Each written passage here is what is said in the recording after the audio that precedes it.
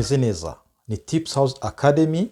Mu isomo ry'icyongereza haracyari professeur wanyu niyo nkuru Khalid cyangwa se Professor Khalid, wa undi umaze kumenyera wa mbere mu rurimi rw'icyongereza mu cyo twita spoken English, ugomba kukwigisha kugeza ukimenye. Uyu munsi rero twabahitiyemo topic cyangwa se isomo rikurikiyeho kuri course outline ni verb to be. Nkuko turimo twiga icyongereza cyo kuvuga, icyongereza kiba kigizwe na verbs, ariko inkingi ya mwamba cyangwa se verb ihagarariye izindi zose cyangwa se ifasha ururimi rw'icyongereza muri rusange nicyo twita verb to be, cyangwa se inshinga bita kuba. Mu kinyarwanda niko tuyita muri kuba. Iyo tuvuga rero kuba mu cyongereza bivuze ibintu byinshi cyane, cyangwa se to be bishobora kujya mu bintu byinshi cyane. Mu by'ukuri ugiye kure uzasanga icyo bita tenses cyangwa se ibihe mu rurimi rw'icyongereza byose, hafi ya byose biba bishingiye kuri verb to be. Ntimucikwe rero, tangirane rino somo. Ni isomo ryiza riryoshye kandi rigufasha byinshi nimba wifuza kumenya icyongereza cyo kuvuga. Ni verb to be. Aha turatangirana na simple present. Ushobora kuba uryaga wibaza ko kuvuga icyongereza bigoye cyangwa se inshinga mu cyongereza zigoye, ariko numara kubona verb to be ukuntu iba imeze muri simple present, urahita ubona yuko watangiye urugendo rwawe rwo kuvuga icyongereza. Verb to be lesson number 6, that the one that you are going to start with today, niyo tugiye gutangirana nayo uyu munsi. But before we start, mbere yuko dutangira tubanze turebe verb to be tugiye kwiga muri simple present. Ubundi to be ni inshinga imeze gute, ikoreshwa ryari. Turabanza duhere hano kugira ngo tumenye ngo ni ryari tumenya ko tugomba kugiye gukoresha inshinga kuba muri simple present, cyangwa se ni ryari dukenera gukoresha inshinga kuba muri rusange. Verb to be turebeye hano kuri I am naho washyiramo you, he, she, turabireba bino byose birimo hano, ariko twe tugiye kureba ngo ni ryari, ni rihe banga, ni akahe kantu kagufasha, hint ishobora kugufasha kugira ngo umenye ngo ndakoresha verb to be cyangwa se ndi bukoresha. Hano verb to be tuyikoresha mu bihe cyangwa se mu buryo bune. Icya mbere nivuga ngo I am a teacher, ndi umwarimu. I am a teacher. Inuvuga ngo ni uko uwo uriwe icyo uri cyo, cyangwa mu make uwo uriwe muri rusange. Nivuga ngo I am a teacher, urumva ko ndi umwarimu, n'uwo ndiwe. You are my friend, uri iki, uri inshuti yanjye.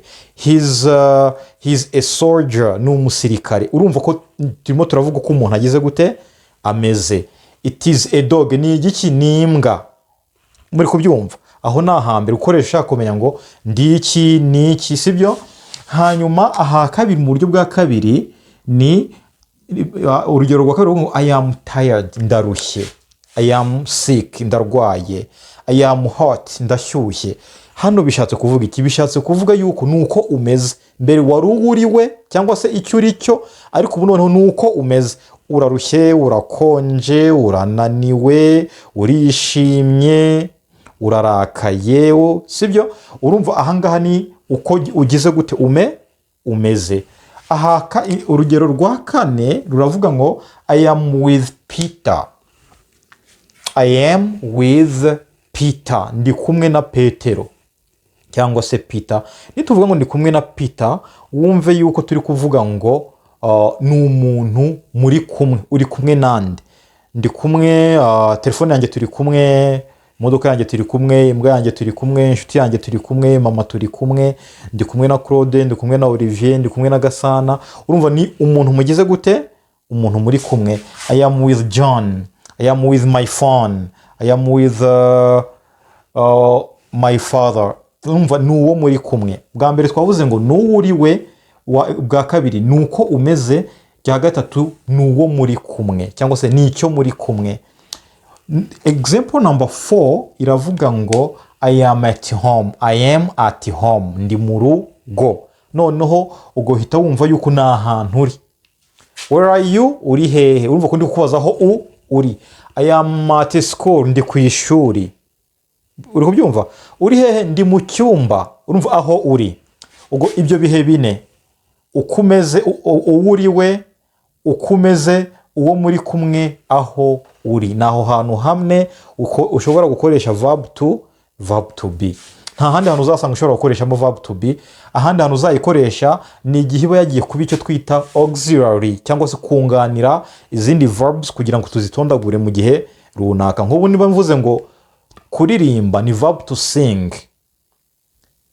Iyo mvuze ngo nararirimbye, ejo nararirimbye, I sang yesterday, urumva nta verb to be irimo. Birihagije kuba wakonjiga simple past cyangwa kuvuga ibyahise ugakoresha verb wari gukoresha utiriwe uvangamo verb to be. Ariko n'urugero nimba ngiye kuvuga ngo ndimo ndaririmba, kuvuga igikorwa kirimo kiraba, verb to be igomba kuzamo, icyo gihe babaye auxiliary. Muri icyo gihe rero ntaho biba bihuriye no kuvuga ngo ikoreshejwe muri bwa buryo bune hano, ahubwo iba yakoreshejwe igiye gusapotinga izindi verb kugira ngo tuzikonjige mu gihe runaka. Urwo rugero nari ntanze ngo ndimo ndaririmba, mu cyongereza turavuga ngo I am singing. I am singing. Urumva ko verb to be yajemo, itaje kuvuga uwo uriwe, itaje kuvuga uko umeze, itaje kuvuga uwo muri kumwe, itaje no kuvuga aho uri, ahubwo ije gufasha verb to sing kugira ngo tuyikonjugatinge mu cyo twita present continuous. Ntimucikwe rero, verb to be nuyimenya neza biraba byatangiye gucamo kandi iranoroshye kuyimenya kuva ari ngewe waje hano kuyigusobanurira. Icyambere tugiye kureba hano, turebye icyo twita subject, verb dukoreshamo ndetse n'ingero zijyana n'iyo subject. Kuri I dukoresha am, tukavuga ngo I am, turavuga ngo I am, ushobora kuvuga ngo I am, excuse me, byose icyambere ni message. Uravuga ngo I am cyangwa se kuvuga ngo am cyangwa se I am. I'm sick, ndarwaye. I am sick, ndarwaye. Hano ushaka kuvuga wihuta, hano ushaka kuvuga bisanzwe. I am sick, I'm sick.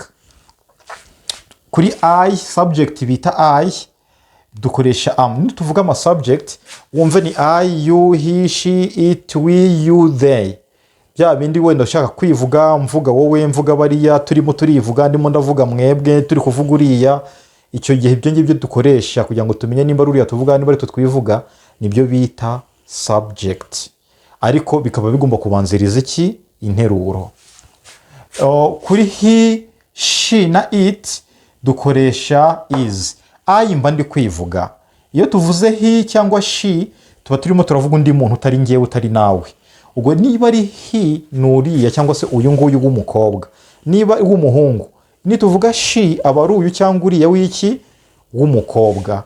Iyo rero tuvuga it, ashobora kuba ari ikintu turi kuvuga, iki kintu cyangwa se iyi nyamaswa. It ikoreshwa ku bintu cyangwa ku nyamaswa. Usibye ko iyo bigeze ku nyamaswa, ugeze nko mu bihugu byo hanze n'abandi bantu bazi agaciro k'inyamaswa, ntago bajya bakoresha it ku nyamaswa, bayikoresha ku nyamaswa bakoresha he na she bisanzwe. Nk'imbwa ni urugero, a dog. Dog ari imbwa bavuga ngo ni ikigabo cyangwa ikigore. Imwero ubwo niyo imbwa y'ikigabo, n'indarukazi imbwa y'iki cyangwa se twita ngo ni imbwakazi, imbwa y'ingore. Ni ukuvuga ngo icyo gihe iyo ubizi ko imbwa ari ikigabo cyangwa se ari ingabo ukoresha he. Waba uzi ko ari ingore ugakoresha it. Waba ukekeranya nibwo ushobora gukoresha it. Ngo iyo ari ingabo he, iyo ari ingore she. Waba ukekeranya utazi nimba ari ingore cyangwa ari ingabo, nibwo ushobora gukoresha it. Turi kumwe? Biri kumvikana. Hano rero nuko ngo it ubundi ni ku bintu, ariko rimwe na rimwe ushobora kuyikoresha ku nyamaswa. Ni ukuvuga ngo ikindi rero tugiye kuvuga ngo he, tuvuga ngo his, verb to be ijyaho ni is, she's, it is. Hano naho hejuru tukahita tugiramo you na you, tugiramo you ebyiri. You, come here, wowe vayo hano. You, urumva ko ni wowe ndimo ndabwira, wowe ndimo ndabwira uri you. Ariko nituvuga uriya ni he. Nanone kandi nimba ndi kuvuga wowe nawe muri you. Ubwo nuko ngo you are sick, urarwaye. Bino bishobora kuba biri kuvuga ngo nanone murarwaye, ariko ntuzabimenya. Gusa nituba turi kuganira uzamenya ko ndi kuvuga wowe cyangwa mwebwe. Nimba muri kuvuga ngo ngiye kuvuga ngo you are here nkaba ndi kubareba muri babiri, ubwo iyo you nkoresheje izaba iri kuvuga mwembi babiri. Ariko nimpita mpindukira wowe nkahita mbwira wowe nkavuga ati you are tired, urarushye, ugaza tubona ko icyo gihe you irimo irakoresha ku muntu umwe. Hari naho biba ngombwa rero ko bitagusaba kujijinganya aho guhita ubyibwira. Turebye nk'urugero, you are smart, urakeye. To be smart, you can be smart in brain or smart physically according to how you are dressed. Ushobora kuba uri smart mu mutwe cyangwa ku mubiri bitewe n'uko ugeze gute wambaye. You are smart, urakeye. Nimba uri umwe ndi kubwira ubwo nzaba nkubwiye ngo urakeye, ariko nimba murenze umwe ubwo nzaba ndi kubabwira ngo murakeye. Ariko turebye nko kuri iyi ngiyi ya kabiri, you ya kabiri, you are my friends, hariho s. Ubwo iyi ngiyi nta gushidikanya iyi you iri mu bwinshi, ndimo urabwira mwebwe benshi muri inshuti zanjye. Ariko nk'iyi s nyikuyeho nkavuga ngo you are my friends, naba mvuze ngo uri inshuti yanjye. Gusa nimba hariho s nzaba mvuze ngo you are my friends, muri inshuti zanjye. Hano hita ubimenya ntibigoye, yaba ari you ivuga wowe, yaba ari you ivuga mwebwe, byose bashyiraho verb are. Tugeze kuri we tuba twivuga. Turahari, we are here, turahari. Cyangwa se turi hano, we are here. Turi hano, we are here.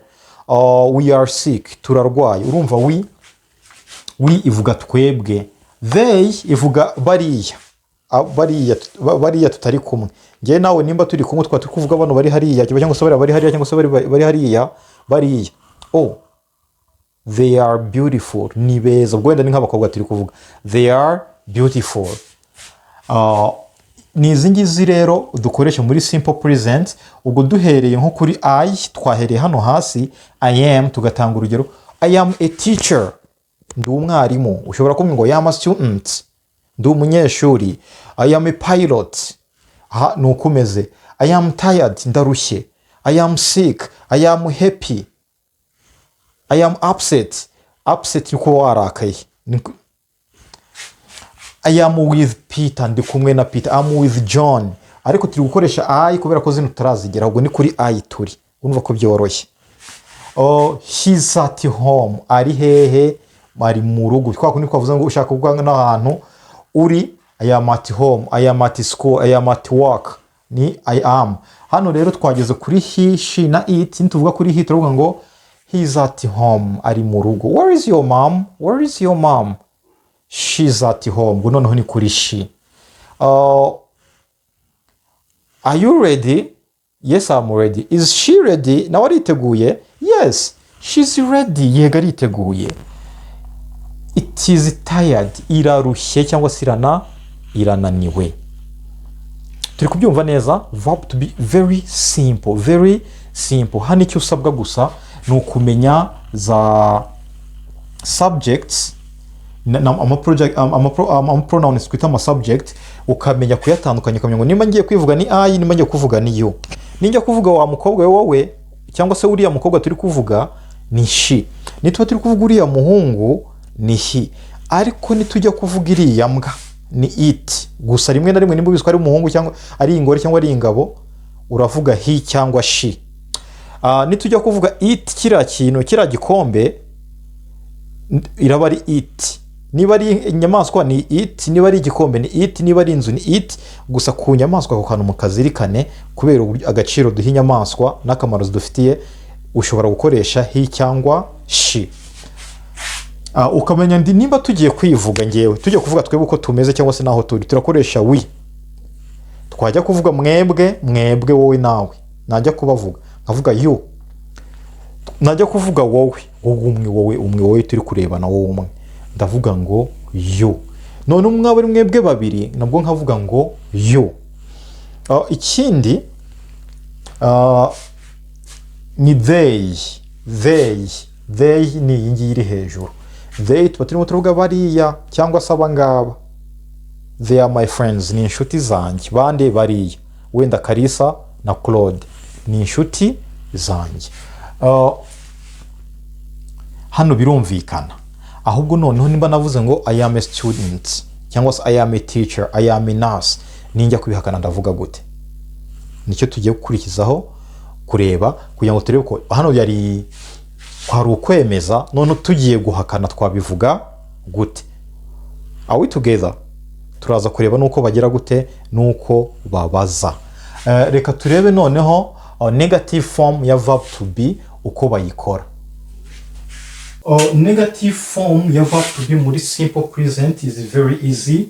Uyikora ngo the inverse of the subject. Inverse of the subject. Iyo tuvuze ngo inverse of the subject, niba mvuze ngo you are my friend, uri inshuti yanjye.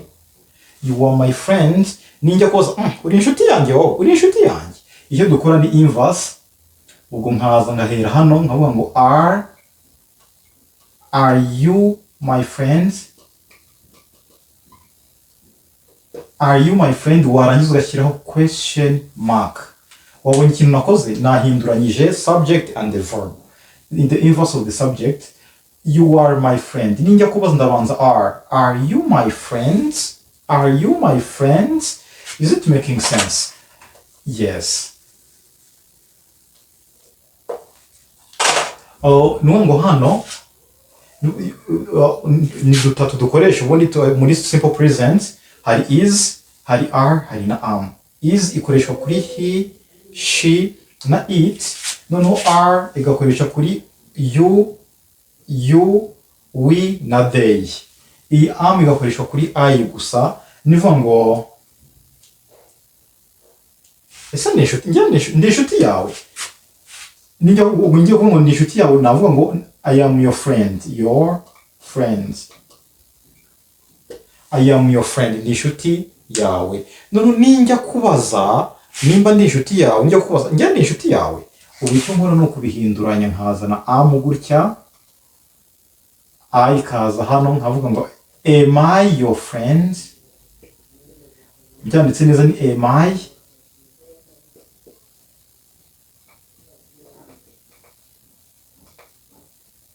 Am I your friend? Ngiye gushyiraho question mark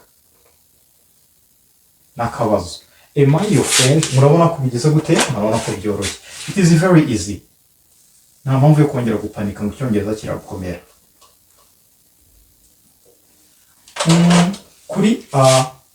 Kuri is ni vuga n'urugero ngo he's tired. He's tired. Arananiwe. Arananiwe se? So arananiwe. Ubu icyo gihe nacyo no guhinduranya nkavuga ngo is he tired? Is he tired? Let me hope ko birimo birumvikana. Is he tired? Niyo nacyo simbuzi na ry'umuntu nkavuga ngo Brian is here. Brian ari hano. Brian is here. Ubwo icyo gihe nzavuga ngo is Brian here? Is Brian here? Brian ari hano. Brian ari hano. Brian ari hano. Is Brian here? Nashaka Brian nkamusimbuza ko Brian tumva nimba ndi kuvuga Brian ngo n'uriya turi kuvuga nkaba namusimbuza nkavuga ngo is he here? Is he here? Ukiyoka gushyiraho question mark. Yari kuvuga rero ko uri kuvuga udashyiraho question mark, wowe uhindura voice intonation. Uko wari unavuga Brian is here. Is Brian here? Here ugiye gusoza ukazamuraho ijwi ho gatoya. Birimo yumvikana, biroroshye cyane.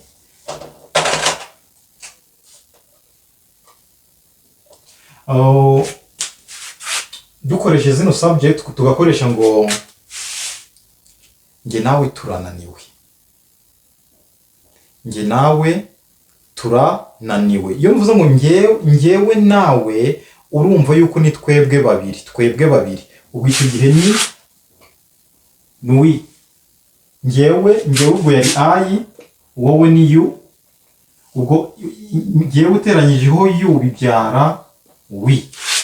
Ubwo rero nijye kuvuga ngo nge nawe turananiwe. Icyo mvuga hano ndavuga ngo mu Cyongereza ntabwo batangiza ngo nge nawe, batangiza wowe nanjye, batangiza you and I. You and I are kuko turi babiri tired. Njye nawe turananiwe. Ariko navuga gusa ngo turananiwe gusa ntivugira ngo we are tired.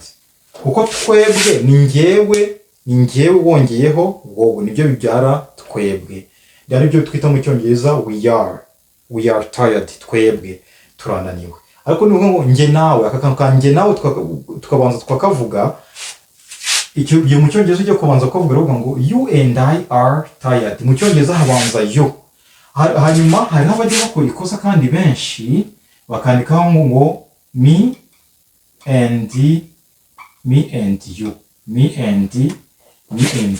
Ibi ngibi biba bipfuye nubwo abantu benshi bikoresha. It's a big mistake. It is not me and you, kubera ko ubundi zino ntabwo ari object. Iki gihe ino me ntabwo ari subject. Ama subject twayabonye ni I, you, he, she, it, we, you, they. Nayo ngayo umunani. Noneho ma object complement cyangwa se mbatandukanyije gato subject na object. Subject itwereka, tuyikoresha tuvuga ukora igikorwa. Noneho object tuba turi kwerekana uwagizweho ingaruka n'igikorwa cya subject. Ni urugero niba bavuze ngo ndagukunda, ubwo ni njyewe ndagukunda, I love you. Ubwo subject buri gihe igomba kuba iri imbere ya verb. Ubwo ikabanza verb ikagera gute? Hano verb ni to love, gukunda. I love you. Nimba bavuze ngo I love you, ubwo iyi I ni subject kuko ibanza imbere y'iki ya verb, itwereka ko igikorwa cyo gukunda. Ninde ukunda? Ni njyewe. Nkunda urwo rukundo rwanjye rero. Hari igihe ukunda umuntu ukamubangamira watagushaka. Ngira ngo nk'abakobwa cyane barabizi, iyo umuntu arimo kwiruka uyu mutipe arimo kwiruka uyu mutaramushaka, cyane nk'iyo adafite nk'amafaranga. Ariko ngiye kubera ko nyafite nyine urumva ntabwo nagukunda ngo bikubangamire. Ariko uzareba ingene none wakundanye nk'umuntu cyangwa umuntu yagukunze nta mafaranga afite utaramushaka, cyangwa se ayafite ariko udagendwa n'amafaranga, uri ku hari ibintu wagendeye uvuga ati njye nakundwa n'umutipe umeze gutya, nakundwa n'umukobwa umeze gutya. None ugahita ukundwa n'umuntu ugeze gute udahuje na bya bindi wowe wasetinze wifuza. Ubwo icyo gihe rwa rukundo rwiwe we azakora ikintu bita kugukunda, niwe ukora icyo kintu. Hanyuma agikorere nde? Abo wowe uba victim y'icyo kintu yakoze, cyangwa se ugira ingaruka z'ibyo bintu biri kumubaho. Arakunda, akunda wowe. Uwo bakunda rero igikorwa kiri gukorerwaho nibyo twita object. Na hano nivuga ngo I love you. I ni njyewe uri gukora igikorwa. You ni wowe uri gukorerwaho igikorwa cyo kugira gute cyo gukundwa. Ngenda gukunda, ngakunda wowe. Wowe rero uri object. Ariko hano impamvu ntibibacange, ino you yaba ari subject yaba ari object ntihinduka. Ariko I ihinduka me, he ihinduka him. Nimwigore tuzabireba. Ubwo rero iyo uvuze ngo me and you, impamvu ubyishe ubukoresheje ama object kandi abakorerwaho igikorwa baza nyuma ya verb. Reka tuvuge ngo mwarimu yamukubise. The teacher beat him. Mwarimu yageze gute? Yamukubise. Iyi him ni he, ni umuntu yakubise. Ni he yiza kuba ariyo yakubise, yakoze igikorwa akabikoresha he. Ariko kubera ko turi kuvuga ko yakorewe igikorwa yahindutse him. Will you love me? Will you love me? Will you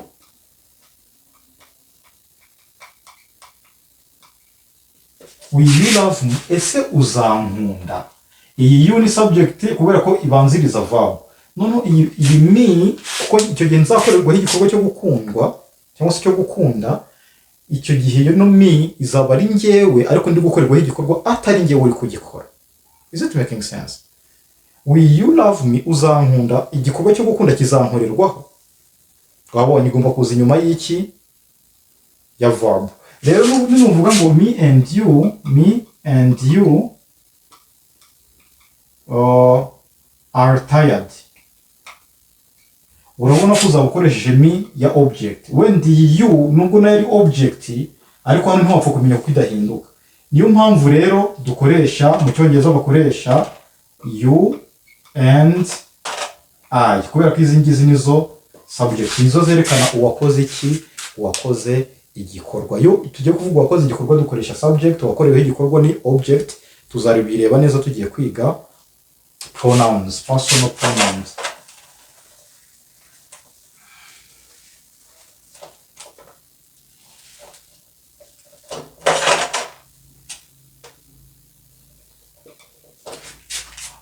Hano kuri negative form, nimba navugaga ngo ndi umwarimu, icyo gihe ninjya kubihakana ndavuga ngo I am not a teacher. Ubwo ni uguhakana. Mvuze ngo I am a teacher, ndi umwarimu, najya guhakana nkavuga ngo I am not a teacher. You are my friend, you are my friend, you are my friend, you are my friend. Ugiye kubihakana uravuga ngo you are not my friend. Nibyo turi kubona hano, are ahinduka are not. You are not my friend. Cyangwa nkavuga ngo you aren't my friend. Is it making sense? Biroroshye cyane, ni kanote gusa ushyiramo hagati. He, she na it dukoresha is. Nkavuga ngo he is tired, ariko icyo gihe twongeraho cannot.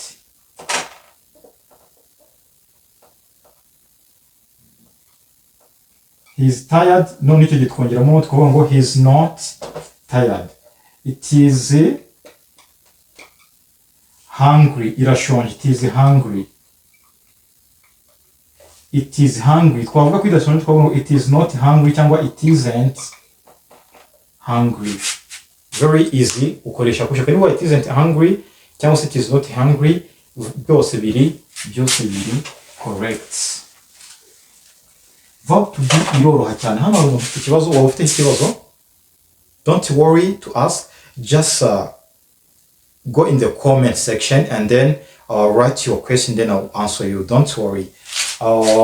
So now as you have seen how to use negative form of verb to be, now we are going to see how to use interrogative form verb to be in the simple present.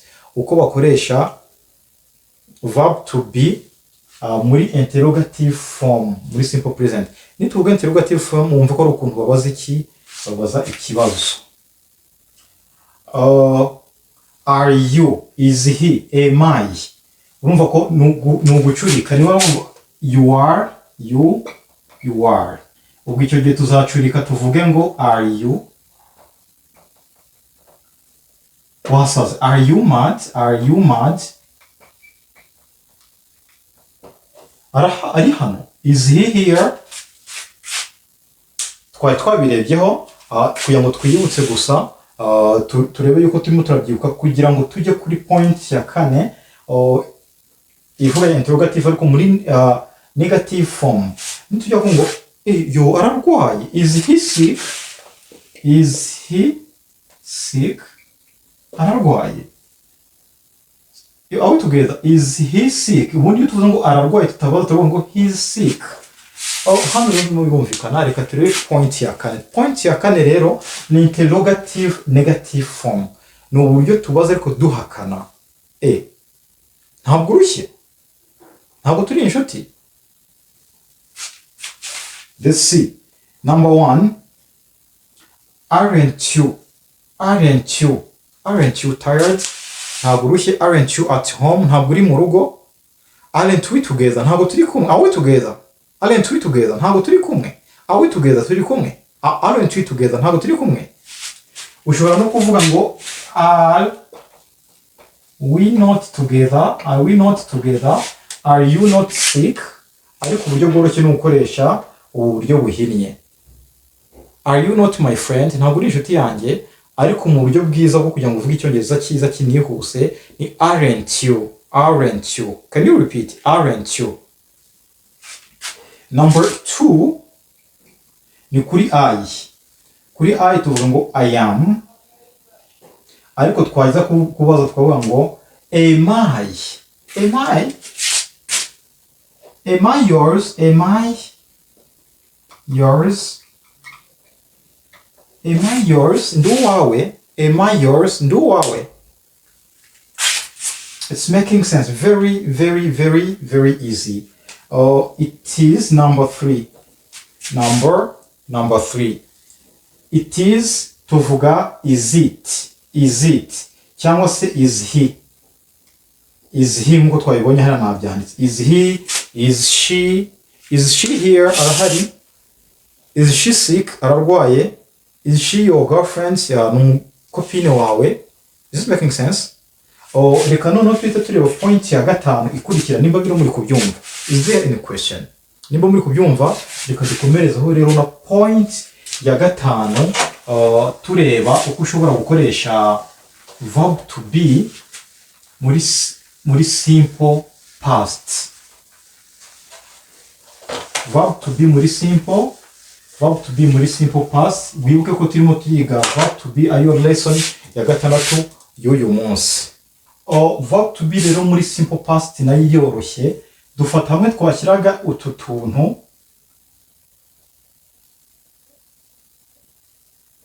utungutu muri simple present.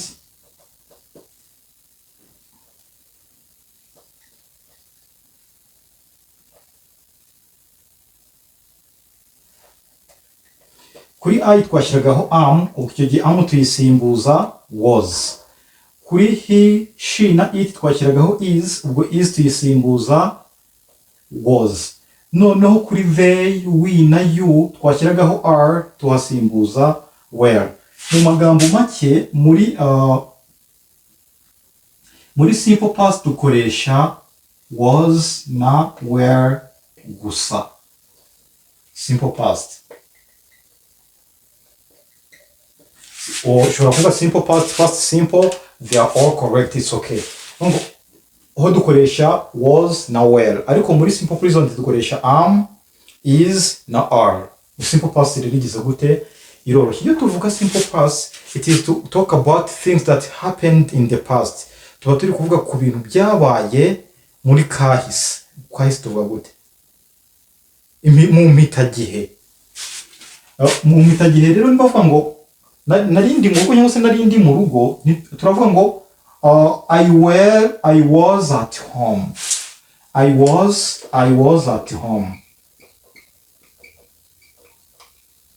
Nari umwarimu.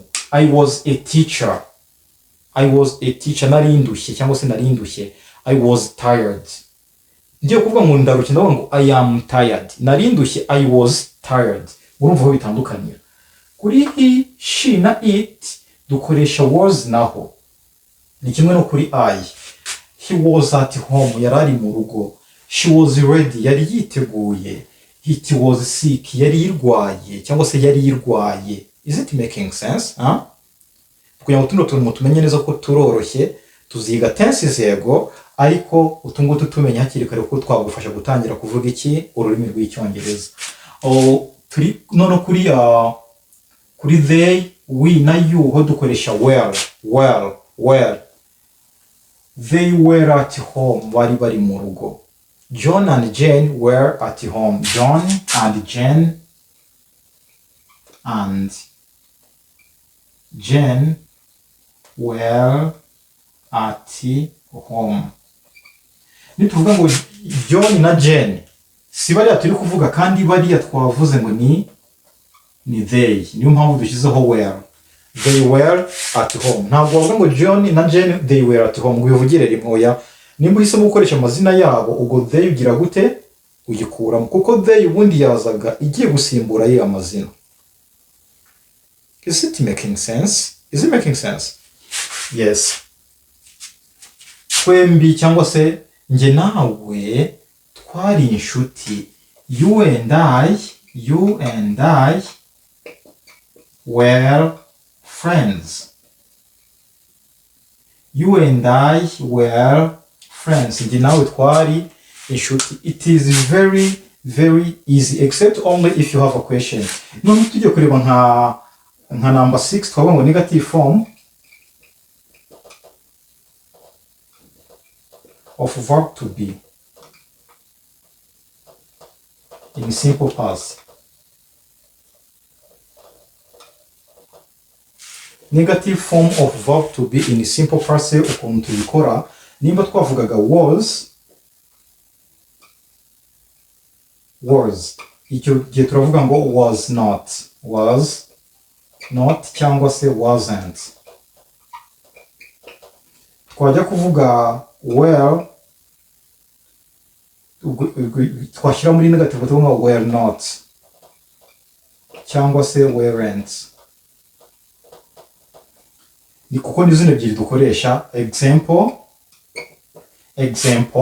yo guhakana muri simple past. For example, we say ntabwo nari ndi hano.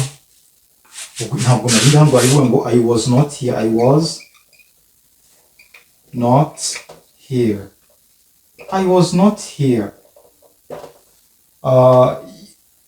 Ntabwo nari ndi hano. Ntabwo ntitwari turakaye. We were not angry cyangwa se we were not upset. Is it making sense? Very easy, don't worry. We were not absent. We were not upset. Iyo tuzi upset ni kimwe na angry. Ntuyitiranye na hungry ni ugusonza, ariko angry ni ukurakara. Is it well understandable? If we make this like interrogative form,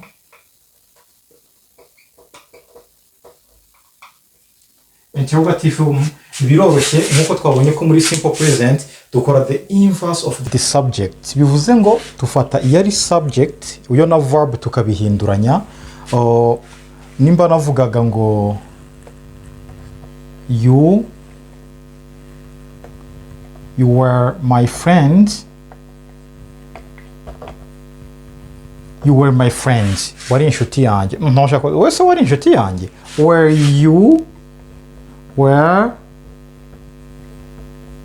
you my friend? Were you my friend? Noneho ndimo ndakubaza nimba wari iki? Wari inshuti zanjye. Nari ndushye. I was tired. I was tired. Was I tired? Nari ndushye. Was I tired? Wenda nka gatatu nkaba nakubaza ngo for example yarari hano. Wenda nyamara mama yarari hano. She was here. Ubu ninjya kubaza ndabaza was. Ndabanza was kurikizeho she. Was she here?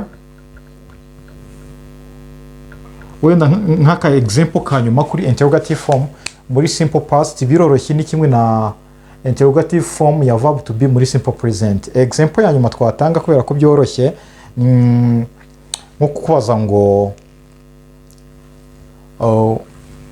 bari barwaye. Ubwo wabaza gute bari barwaye? Were they cyangwa se bari barwaye. Ubwo twavuga ngo they were sick. Bari barwaye. Ariko noneho nujya kuhindura ikibazo urabanza were they sick? Ukibuka gushyiraho question mark. Wari unaniwe se? Were you tired? Wari uri hano? Were you here? Yari shonje. Was it hungry?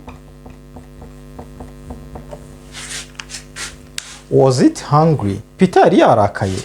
Was Peter yari yarakaye. Was Peter tired? Was Peter tired? Murabona ko bigize gute byoroshye kuko kuvuga ngo Peter yararakaye byo cyangwa Peter yararushye turavuga ngo Peter was tired. Twajya kubaza tugata tugira gute tubinyuranya twavuga ngo was Peter tired.